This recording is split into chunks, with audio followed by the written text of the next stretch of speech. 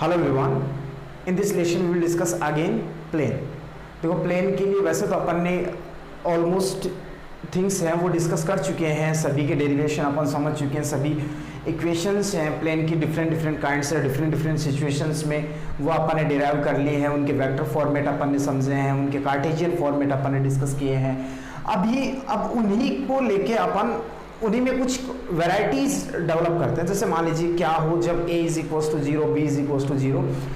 तो ये सभी क्लियर करने से पहले मैं एक बार वापस सभी इक्वेशंस को आपके सामने और सभी इक्वेशन से आपको इंट्रोड्यूस करवाना चाहूँगा कि अपन ने कौन कौन सी इक्वेशंस प्लेन के लिए डिस्कस की हैं और उनका मीनिंग क्या क्या था। तो देखो सबसे पहले अपन ने डिस्कस किया था LX plus my plus NZ is equal to D, और कभी कभी ये ऐसे भी मिल सकता है LX plus my plus NZ plus D is equal to 0, because D is a constant only. D एक क्या है, कॉन्स्टेंट है, इसके लिए इधर हो चाहे ये पॉजिटिव भी हो सकता है और नेगेटिव भी हो सकता है, कोई मैटर नहीं करेगा। मान लो कि -2 आए तो इधर आगे प्लस हो जाएगा, तो वो फर्क नहीं पड़ेगा यहाँ पे। बस हमें ये समझना है कि ये जो फॉर्मेट था वो किस सिचुएशन में था।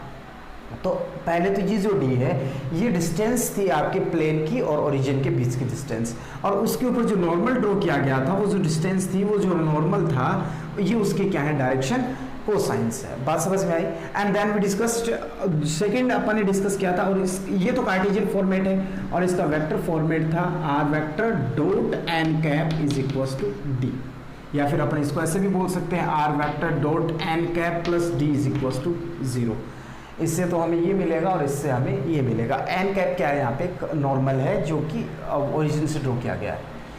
सेकंड थिंग अपन नेक्स्ट इक्वेशन ये डिस्कस किया था, r vector dot n vector is equal to d बोल सकते हैं, या फिर r vector dot n vector plus d is equal to 0, दोनों सेम ही है। ये अपना वेक्टर फॉर्मेट था और इसको कार्टेशियन फॉर्मेट में अपन ने कन्वर्ट किया था ax plus by plus cz is equal to d बोल दो, या फिर ax plus by plus cz plus d is equal to 0 बोल दो, दोनों सेम ही है। और बुक में हमें क्या फॉर्मेट मिलता है, बुक में ऐसे मिल जाएगा ax plus by plus cz plus d is equal to 0। ठीक है, तो मैंने यहाँ स्मॉल यूज लिया, आप कैपिटल यूज ले लेंगे बुक में। अब इनके मीनिंग समझाते हैं। ए बी और सी ये क्या है, एक प्लेन है जिसके ऊपर अपन ने क्या ड्रॉ किया है, यू मान लेते हैं ये प्लेन है, इसके ऊपर नॉर्मल ड्रॉ किया हुआ है। ये उसके ए बी सी क्या है एक्चुअल में, इस नॉर्मल एन ये कोई नॉर्मल है या परपेंडिकुलर है, इसके क्या है डायरेक्शन रेशियोज हैं। कोसाइंस नहीं होंगे, कोसाइंस होंगे यूनिट वेक्टर के, और कोई रैंडम वेक्टर उसके होंगे डायरेक्शन रेशियोज। तो ये इसके क्या है डायरेक्शन रेशियोज। और डी क्या है आपके, डी को एक डिस्टेंस है, ये कांस्टेंट बोल सकते हैं अपन इसको, डिस्टेंस तो नहीं कहेंगे क्योंकि डिस्टेंस तो ये होती है, इस सिचुएशन में होगी डिस्टेंस, ये बस एक कोई कांस्टेंट है। अब आगे चलते हैं। सेकंड फॉर्मेट क्या था, फर्स्ट हो गया, सेकंड हो गया। थर्ड फॉर्मेट एक पॉइंट से पास होने वाले प्लेन की इक्वेशन जो थी अपने पास, a x minus x1 plus b y minus y1 plus c z minus z1 is equal to 0। ये x1 y1 z1 ये तो आपका उस पॉइंट के कोऑर्डिनेट जहाँ से आपका प्लेन पास हो रहा है, और a b और c ये नॉर्मल के क्या है डायरेक्शन रेशियोज है। और लास्ट अपन ने डिस्कस किया था x upon a plus y upon b plus z upon c is equal to 1। ये इसका इंटरसेप्ट फॉर्मेट था, किसका, एक प्लेन का इंटरसेप्ट फॉर्मेट अपन ने ये ऐसे कुछ डिस्कस किया। तो ये अपन ने ऐसे कुछ टॉपिक्स क्लियर किए थे। अब हम चलते हैं कि इन्हीं को, अब हम देखो बेसिकली अपन बुक में जो लेके चलेंगे प्लेन की जो इक्वेशन हम इसके ऊपर डिस्कस ज़्यादा करेंगे। तो हम इस इक्वेशन को अब एनालिसिस करते हैं कि क्या होगी क्या हो मीन्स जब a0 b0 c0 d0 या फिर ये दोनों जीरो ऐसे करके। तो हम बुक में एक टेबुलर फॉर्मेट दे रखा है आपके पास, टेबल दे रखी है, उसमें क्लियरली लिखा हुआ है हर एक चीज़, लेकिन मैं एक्सप्लेन कर देता हूँ कि कैसे क्या होगा। देखो सबसे पहले तो अपने पास यू मान लेते हैं कि ax plus by plus cz plus d is equal to 0, ये आपके प्लेन की इक्वेशन है। बात समझ में आ गई। थोड़ी देर के लिए चलो मैं इसको थोड़ा यूँ आपको एक्सप्लेन करने के लिए भाई वैसे तो सारे फॉर्मेट याद रखने होंगे कि भाई फिर D0 होगा तो आपका मैटर मतलब क्या है इस प्लेन का, A0 हो जाएगा तो प्लेन की जो डेफिनेशन होगी वो किस टाइप से चेंज होती है, B0 होगा तो क्या होगा, C0 होगा तो क्या होगा, तो वो काफ़ी सारे अलग अलग फॉर्मेट हो जाएंगे तो अपने समझ में नहीं आएंगे, वैसे मिक्सअप हो जाएगा। तो इसको समझने के लिए अपन यूँ मान लेते हैं, यहाँ कर देता हूँ, ये एक्स एक्सिस मान लेता हूँ, ये 3D मैटर है तो आपको इमेजिन जरूर करना होगा। ये वाई एक्सिस थोड़ा ऊपर कर लेते हैं ऐसे, ये वाई एक्सिस है और ये जेड एक्सिस है और ये मान लेते हैं ये प्लेन है। ऐसा कोई होता नहीं है, बस मैं एक्सप्लेन कर रहा हूँ, ठीक है।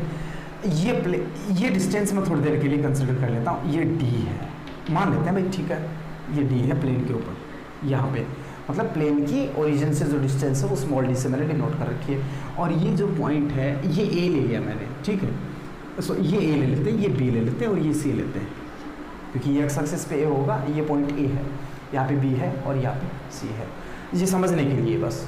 और बाकी आप ज़्यादा एक्सप्लेनेशन मत ले लेना इसके लिए कि भाई सर ने हमें ऐसे कुछ समझाया तो ये ऐसे होगा। ए बी सी किसके डायरेक्शन रेशियोज है, ये नॉर्मल के डायरेक्शन रेशियोज है। बस मैं तो ये जो आपकी जो कंडीशंस होंगी उनको समझने के लिए हम ऐसा कोई फॉर्मेट ले सकते हैं। First case, if D is equals to, पहला ले लेता हूँ मैं कि जब आपके पास D0 होने की सिचुएशन में क्या होगा, आपके पास कोई डिस्टेंस ही नहीं बचेगी। पहला केस, जब D0 है तो आपके पास क्या होगा, कोई डिस्टेंस ही नहीं बचेगी। मतलब कि D0 होने का मतलब ये प्लेन शिफ्ट हो जाएगा, जस्ट डिस्टेंस नहीं बचेगी। अभी तो क्या है कि ओरिजिन, मान लो कि ये ओरिजिन है, यहाँ पे ओरिजिन है और ऐसे कोई प्लेन पास हो रहा है यहाँ से। अब D0 इसका मतलब प्लेन बिल्कुल ओरिजिन के क्लोज हो जाएगा, ओरिजिन और प्लेन दोनों आपस में कोइंसिडेंट हो जाएंगे। तो ऐसी सिचुएशन में अपनी इक्वेशन तो क्या बनेगी, इक्वेशन बनेगी आपके पास AX plus BY plus CZ is equal to 0, ठीक है। और अपन प्लेन को कैसे डिफाइन करेंगे, तो अपन लिख सकते हैं प्लेन पासिस थ्रू ओरिजिन। भाई और तो कोई डिफरेंस आएगा नहीं इसमें। अब आपके माइंड में ये भी आएगा, मान लो कि ये स्पेस में बना हुआ 3D सिस्टम, कार्टेशियन सिस्टम, कहीं भी आप अपने माइंड में कंसीडर इसको इमेजिन करें, मैं वैसे एक्सप्लेन नहीं कर पाऊंगा। देखो यूं मान लो कि ये ओरिजिन से पास हुआ है ऐसे, तो A B X axis Y axis और जेड एक्सिस को ये कहाँ इंटरसेक्ट करेगा, आपके माइंड में ये क्वेश्चन अराइज हुआ होगा, क्योंकि ये तो ऊपर रह गई और प्लेन नीचे चला गया। भाई एक्स एक्सिस वाई एक्सिस और जेड एक्सिस ये ऊपर रही है ना, और आपका प्लेन क्या रहा, प्लेन पीछे चला गया, प्लेन पीछे चला गया मतलब ओरिजिन पे चला गया। ओरिजिन पे जाने का मतलब एक्स एक्सिस ऊपर रहेगी, वाई एक्सिस भी ऊपर रहेगी, जेड एक्सिस भी ऊपर रहेगी। तो फिर ये एक्स वाई जेड को कहाँ इंटरसेक्ट करेगा, तो ध्यान रखना एक्स एक्सिस ये पॉजिटिव डायरेक्शन ले रखी है अपन ने, नेगेटिव डायरेक्शन पीछे होगी, ऐसे वाई एक्सिस की नेगेटिव डायरेक्शन पीछे होगी और जेड एक्सिस की भी नेगेटिव डायरेक्शन पीछे होगी, क्योंकि माइनस जेड एक्सिस भी तो होता है ना। बात समझ में आई, जो कि यहाँ पर शो करना पॉसिबल नहीं होगा, इतना इजी नहीं है, आपको बस समझना होगा, इस चीज़ को फील करना होगा। तो फर्स्ट अपन ने डिस्कस किया D इज इक्वल टू 0, तब आपकी इक्वेशन होगी, ये काफ़ी यूज आएगा कि आपका प्लेन कंडीशन दे रखा होगा, find the equation of a plane, your plane is passing through the origin, तो आप डायरेक्टली समझ जाना उस टाइम पे कि D डेफिनेटली क्या है, 0 है। सेकंड, मैंने A0 लिया, if A is equal to 0, A0 होने का मतलब कि A पे एक्स एक्सिस पे कहीं इंटरसेक्ट नहीं हो रहा, एक्स एक्सिस पे कहीं भी इंटरसेक्ट नहीं होगा तो ये प्लेन यहाँ से ऊपर हो जाएगा। तो समझा रहा हूँ एक्सप्लेनेशन के लिए, यूँ मान लो कि ऐसा कोई लॉजिक नहीं है, कोई मेथड नहीं है, लेकिन फिर भी एक बार माइंड में सेटअप करने के लिए कि भाई ए कब मिलेगा, ए तभी मिलेगा जब ये एक्स एक्सिस को इंटरसेक्ट करता हो। ये एक्स एक्सिस को इंटरसेक्ट नहीं करेगा, ये कोई लाइन है और ये लाइन है, ये एक्स एक्सिस है, ये लाइन एक्स एक्सिस को कहीं इंटरसेक्ट नहीं करेगी, इसका मतलब कि डेफिनेटली इसकी क्या होगी, पैरेलल होगी। तो इस केस में अपने पास क्या होगा, A0 होने का मतलब हुआ BX और BY plus CZ plus D बोल दो या इज इक्वल टू D बोल दो, plus D is equal to 0। ये आपकी प्लेन की इक्वेशन होगी उस सिचुएशन में, और आपका प्लेन क्या होगा, प्लेन इज पैरेलल टू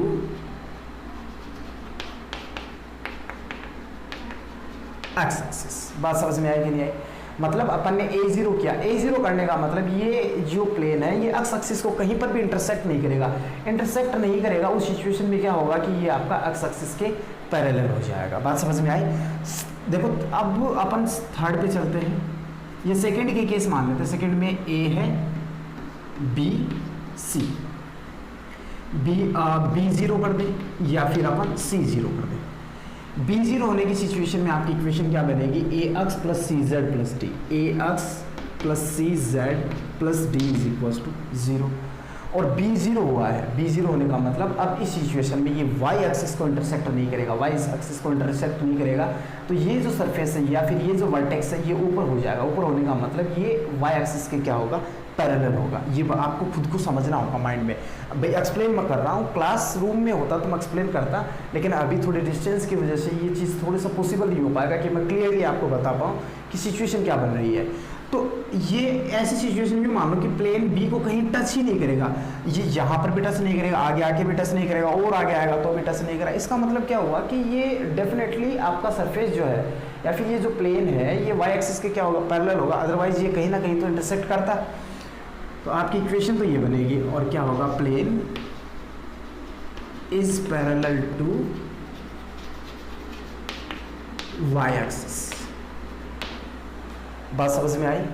देखो अब अपना आता third point, C is equal to 0। C is equal to 0 तो इक्वेशन तो आपके पास ये बन जाएगी AX plus BY plus D is equal to 0। Book में यहाँ पे कैपिटल लेटर्स हो सकते हैं, तो उस सिचुएशन में आप फिर से समझें C इज इक्वल टू 0 होने का मतलब ये हुआ कि प्लेन Z एक्सिस को कहीं इंटरसेक्ट नहीं करेगा, और Z एक्सिस को इंटरसेक्ट नहीं करेगा इसका मतलब कि वो Z एक्सिस के क्या होगा? पैरेलल होगा। So plane is parallel to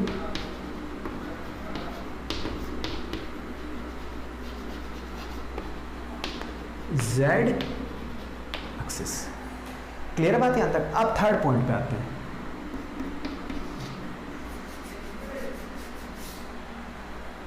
third point पे आने का मतलब ये हुआ कि मैं A और D को 0 कर दूं। भाई क्या हो कि A और D 0 हो जाए, A equals to D and both are equals to 0। तो प्लेन की इक्वेशन क्या होगी? BY plus CZ, BY plus CZ is equals to 0, है ना? तो उस सिचुएशन में अब देखो समझते हैं अपन। A0 मतलब कि ये क्या हो गया? पैरेलल हो गया, एक्स एक्सिस के पैरेलल हो गया। और D0 होने का मतलब कि ये ओरिजिन पे भी आ गया, ओरिजिन के ऊपर आ गया और एक्स एक्सिस के पैरेलल हो गया। तो इसका मतलब ये क्या हुआ कि ये एक्स एक्सिस और प्लेन आपके कोइंसिडेंट हो जाएंगे। बात समझे कि नहीं समझे? देखो अब वापस कैसे एक्सप्लेन करूँ, तो अब इसको यूँ मान लो ये एक्स एक्सिस है। पहले तो अपन यूँ समझते हैं कि पैरेलल हुआ तो थोड़ा सरफेस यूँ आ गया और यूँ आते फिर origin D is equal to 0, इसका मतलब डिस्टेंस भी क्या है? 0 है। तो ये ओरिजिन पे जाएगा वापस, ओरिजिन पे जाते ही ये जो एक्स एक्सिस है वो आपके प्लेन के ऊपर आ जाएगी। तो उस सिचुएशन में अपन बोल सकते हैं प्लेन इज कोइंसिडेंट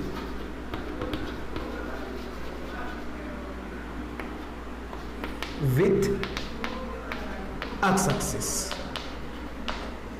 थोड़ा सा आप समझना थोड़ा सा डिफिकल्ट हो सकता है कि भाई ये क्या चल रहा है एक्चुअल में। देखो समझाने की मैं पूरी कोशिश कर रहा हूँ कि ऐसे मैटर होगा। ये इक्वेशन समझ में आ रही है, ये कंडीशंस और समझनी है आपको कि जब A0 हुआ, वापस एक्सप्लेन कर रहा हूँ, A0 हुआ तो इसका मतलब कि वो एक्स एक्सिस के पैरेलल हो गया। अब एक्स एक्सिस के पैरेलल हुआ तो ये डिस्टेंस तो लेके चल रहा है ना कुछ। अब ये भी 0 हो जाए तो ये इसके ऊपर कोइंसिडेंट हो जाएगा। अब एक लाइन के ऊपर से दूसरी लाइन पास हो रही है, हाँ वो बेसिकली है कोइंसिडेंट लेकिन पैरेलल भी तो है। अब चलते हैं नेक्स्ट पे, इसी का ये फर्स्ट पार्ट है। Second part, B and D both are 0। If B and D both are 0 तो ये सिचुएशन में समझते। देखो B0 हुआ तो B0 होने का मतलब ये हुआ कि plane is parallel to Y axis. बात समझ में आई? B0 होने का मतलब हुआ plane is parallel to Y axis. और D0 होने का मतलब ये हुआ कि plane is passing through the origin. तो ओरिजिन से पास हो रहा है और Y एक्सिस के पैरेलल है। तो ओरिजिन से पास होने का, यहाँ से पास हो रहा है और Y एक्सिस के पैरेलल, तो डेफिनेटली Y एक्सिस को टच करते हुए जाएगा। पूरी जो Y एक्सिस है वो प्लेन के ऊपर होगी। तो उस सिचुएशन में अपनी इक्वेशन तो क्या बनेगी? AX plus C Z is equal to 0। Clear? और कंडीशन क्या बनेगी? Plane is coincident with y axis. I hope so you are understanding. अब थर्ड पार्ट पे चलते हैं कि C और D दोनों ही 0। If C is equal to D and both are equal to 0, तो इक्वेशन तो क्लियर है। ax plus B Y is equal to क्या होगा? 0। ax plus B Y is equal to 0 हुआ। अब कंडीशन क्या बनेगी? कंडीशन बनेगी C0। C0 इसका मतलब कि वो z एक्सिस के क्या हुआ? पैरेलल हुआ। D इज इक्वल टू 0 इसका मतलब कि वो ओरिजिन से पास हुआ। दोनों ही 0 इसका मतलब कि वो जो प्लेन है वो आपकी z एक्सिस के कोइंसिडेंट होगा। In this situation plane is coincident with z axis. तो अपन ने अभी टोटल 7 कंडीशंस डिस्कस की हैं। वैसे तो कहें तो 3 कंडीशंस है मोस्टली, मेजर तो बात करें, लेकिन इनके कुछ के पार्ट है। एक लर्न कर लोगे इनमें, एक को समझ लोगे तो बाकी जो बची हुई जो ये पार्ट है ये ऑटोमेटिक ही आप क्लियर कर लोगे। तो पहला अपन ने डिस्कस किया था plane is passing through region. In this situation D is equal to 0 और आपकी इक्वेशन होगी ax plus B Y plus C Z is equal to 0 where a, b and c these are direction ratios of the normal of a plane.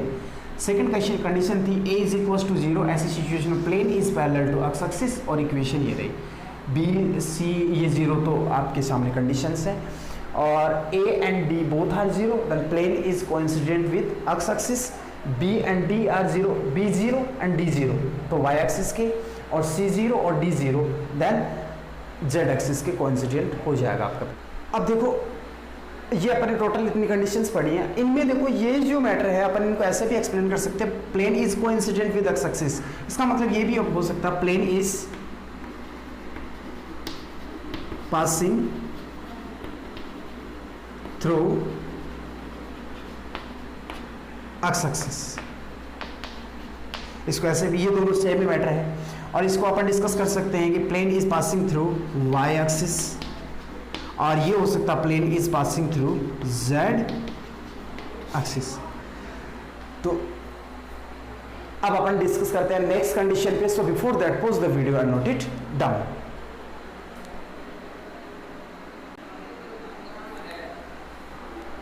अब अपना next point है, next condition 4th।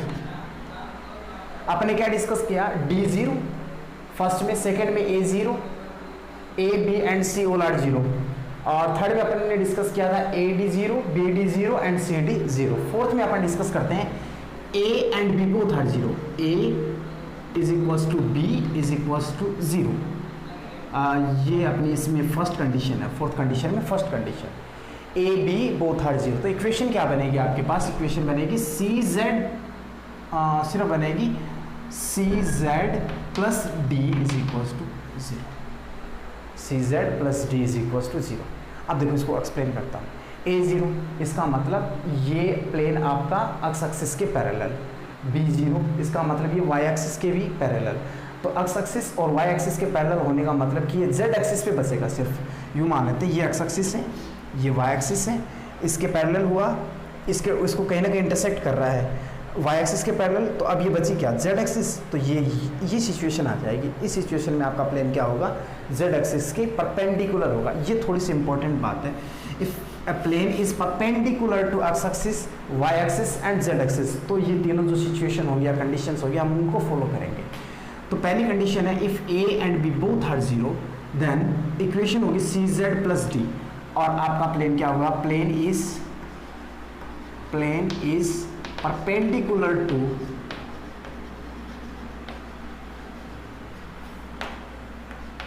z axis. एक बार फिर से explain करता हूं। देखो A0 तो ये x एक्सिस के पैरेलल, B0 तो y एक्सिस के पैरेलल, तो C की कोई ना कोई वैल्यू होगी। इसका मतलब कि ये सिर्फ z एक्सिस पे बचा, तो x एक्सिस के पैरेलल, y एक्सिस के पैरेलल, तो डेफिनेटली वो z एक्सिस की क्या होगा? परपेंडिकुलर होगा। और इसी में second condition B, A is equals to C is equals to 0। X axis के पैरेलल, जेड एक्सिस के पैरेलल, तो क्या हुआ, वाई एक्सिस से पास होगा तो डेफिनेटली वो वाई एक्सिस के क्या होगा, परपेंडिकुलर होगा। और यहाँ से इक्वेशन बनेगी आपकी B Y plus D is equals to 0। Plane is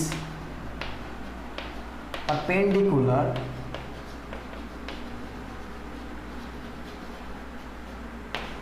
to Y axis. Clear है यहां तक? अब थर्ड पे चलते हैं, सी पे। B and C both are 0, तो आपकी इक्वेशन क्या रहेगी, a x plus D is equals to 0। B 0 means Y axis के parallel, C 0 it means Z axis के पैरेलल, तो वो किससे पास होगा, सिर्फ एक्स एक्सिस से पास होगा। और उस सिचुएशन में अपन बोलेंगे प्लेन इज परपेंडिकुलर टू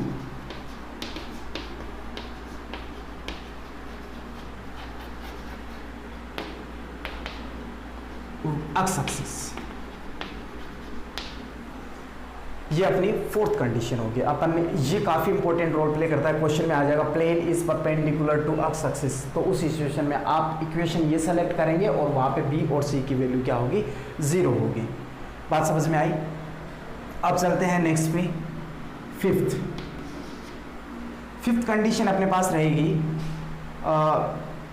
कि A0 B0 C0 A0 B0, देखो ये केस तो कभी पॉसिबल नहीं होगा, A भी 0 B भी 0 C भी 0, फिर तो कोई प्लेन ही नहीं बनेगा, कोई ना कोई वेरिएबल जरूर होना चाहिए। तो मैं अभी फिफ्थ में फर्स्ट कंडीशन ले रहा हूँ, A is equals to B is equals to D is equals to 0। A भी 0 B भी 0 D भी 0। अब ध्यान से समझना, A0 मीन्स आपका प्लेन क्या हुआ, एक्स एक्सिस के पैरेलल हुआ। बात समझ में आई? B0 इसका मतलब वो क्या हुआ, वाई एक्सिस के पैरेलल हो गया। A0 एक्स एक्सिस के पैरेलल। अब ये थोड़ा सा एक्सप्लेन करना टिपिकल हो जाएगा। प्लेन आपका एक्स एक्सिस के पैरेलल हुआ, देखो यूँ मान लेते हैं अपन, कोई ऐसा आर्टिकल, सोचता हूँ कोई आर्टिकल ऐसा मिल जाए तो, एक मिनट देखता हूँ।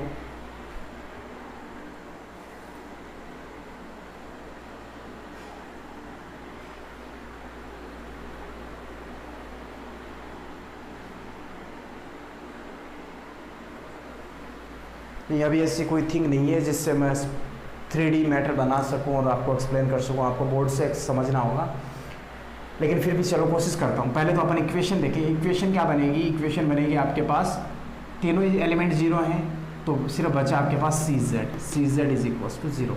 चलिए मैं ट्राई करता हूँ इसी से एक्सप्लेन करने की। ये एक्स एक्सिस के पैरेलल ऐसे हो जाएगा, फिर वाई एक्सिस के पैरेलल, और D0 इसका मतलब कि वो वापस किस प्लेन में आ जाएगा, एक्स वाई प्लेन पे आ जाएगा। आप समझने की कोशिश करो कि ये है, मान लो एक्स एक्सिस को कहीं इंटरसेक्ट नहीं कर रहा, तो ये प्लेन आपका यूँ मान लेते हैं अपन, कुछ ऐसे हो जाएगा, ये इसको भी टच कर रहा है कहीं ना कहीं, पीछे की साइड करो चाहे, और फिर B भी 0, तो आपकी प्लेन की सिचुएशन ये हो जाएगी। और D0 होने का मतलब कि ये डिस्टेंस नहीं बचेगी, तो फिर एक्स एक्सिस ये रहेगी, वाई एक्सिस ये रहेगी, और आपका प्लेन क्या हो जाएगा, ये हो जाएगा।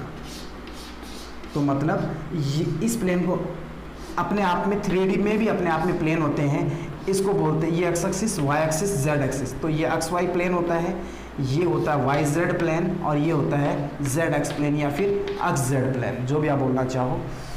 तो आपकी सिचुएशन क्या बन जाएगी, यहां से अपने पास एक कंडीशन बनती है कि इस सिचुएशन में A, B and D all are 0, तो आपका प्लेन एक्स वाई प्लेन के ऊपर आ जाएगा। ठीक है, एक्स वाई प्लेन पे ऊपर आने का मतलब इक्वेशन ये रहेगी, और अपन ये बोल सकते हैं plane is coincident with X Y plane. बात समझ में आई? या फिर plane is passing through the X Y plane, या पासिंग थ्रू तो नहीं बोल सकते अपन, कोइंसिडेंट ही बोलेंगे, क्योंकि दोनों सेम ही, एक्स वाई प्लेन को जो रिक्वायर्ड प्लेन है वो बोल सकते हो, या फिर जो रिक्वायर्ड प्लेन है उसको ही आप एक्स वाई प्लेन कंसिडर कर सकते हो। तो plane is coincident with X Y plane की सिचुएशन में जब A, B और D तीनों ही क्या हो, 0 हो। Second case, A is equals to C is equals to D is equals to 0, A भी 0, C भी 0 और D भी 0। तो D0 होने का मतलब तो सीधा है कि वो ओरिजिन से पास होगा, ओरिजिन से पास होगा। फिर A0 होने का मतलब ये हुआ कि वो आपका अभी क्या है, इस सिचुएशन में एक्स एक्सिस से पास हो रहा है। फिर C भी 0, ऐसे समझ सकते हो। देखो हमने रिसेंटली डिस्कस किया है D0 होने का मतलब ओरिजिन से पास होगा, A0 होने का मतलब एक्स एक्सिस के पैरेलल, और A और D दोनों 0 होने का मतलब कि वो एक्स एक्सिस से पास होगा। बात समझ में आई? C और D दोनों 0 होने का मतलब वो Z एक्सिस से पास होगा, और एक्स एक्सिस से और Z एक्सिस से पास होगा, इसका मतलब कि Y के साथ में इसका कोई रिलेशन नहीं रहेगा। तो अपन बोल सकते हैं कि ये किसके कोइंसिडेंट होगा, एक्स जेड प्लेन के। ये एक्स एक्सिस है और ये जेड एक्सिस है, और ये जो प्लेन होगा वो एक्स जेड प्लेन होगा या फिर जेड एक्स प्लेन होगा। तो इस सिचुएशन में अपने पास इक्वेशन बनेगी, वो बनेगी by इज इक्वल्स टू 0, और अपन बोल सकते हैं plane is coincident with X Z plane. Clear है? अब थर्ड एंड लास्ट कंडीशन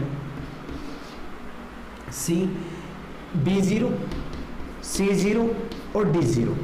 तो इक्वेशन क्या बनेगी, Ax इज इक्वल्स टू 0। उस सिचुएशन में प्लेन की इक्वेशन तो ये रहेगी, और कंडीशन क्या रहेगी, यहाँ एक्सप्लेन करता हूँ। x y z B0 and D0, तो आपका प्लेन यहाँ से पास होगा, मतलब y एक्सिस से पास होगा। D0 एंड C0, इस सिचुएशन देखो B एंड D0 तो प्लेन y एक्सिस से पास होगा, C and D both are 0 तो प्लेन आपका z एक्सिस से पास होगा।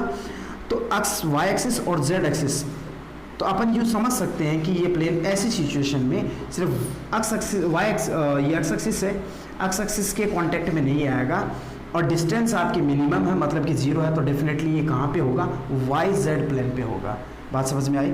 या फिर देखो एक मेथड ये भी रहता है, वाई जेड और ये एक्स, ए ये रहा, बी यहाँ पे है और सी यहाँ पे है। बी और सी 0 होने का मतलब कि आपका प्लेन क्या है, एक्स एक्सिस के परपेंडिकुलर है, एक्स एक्सिस के परपेंडिकुलर है, और डी 0 करने का मतलब कि वो बिल्कुल ओरिजिन पे आ जाएगा। ओरिजिन पे आने का मतलब वो इस प्लेन पे चिपक जाएगा, भाई समझने के लिए, और बाकी चिपक के तो जाएगा कहाँ, लेकिन एक ऐसा फॉर्मेट बन सकता है। तो क्या होगा, प्लेन इज कोइंसिडेंट